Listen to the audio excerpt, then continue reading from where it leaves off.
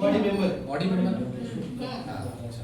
तो आपने बताया ये तो एनआरएलएम वाला पार्ट है कि उसमें आप बचत करते हैं, पैसे जमा करते सीआरपी तरीके हैं। से सर। हाँ, तो सीआरपी तरीके हाँ, तो इसमें एफपीओ की बात कब करते हैं, शुरुआत कैसे किया था आपने? क्लस्टर इसमें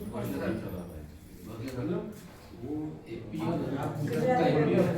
वो मीटिंग में एफपीओ की बात की शुरुआत कैसे किया था?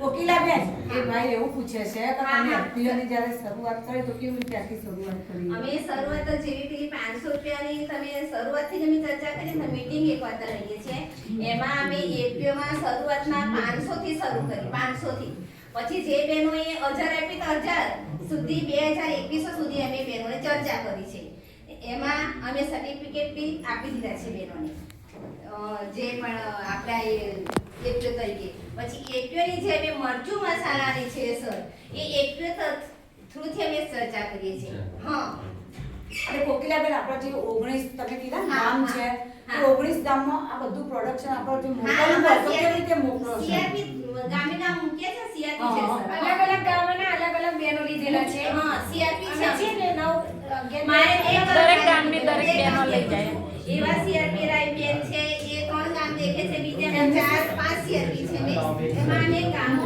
ફાળવે છે સર ગામો ફાળવેલા છે તો એ સીઆરપી ને કેવી રીતે એના પગાર ધોરણ તો કેવી રીતે હોય છે એનું?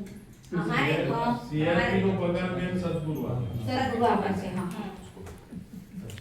वो उसमें प्रोजेक्ट की दूसरी एक्टिविटी भी इम्प्लीमेंट करते हैं।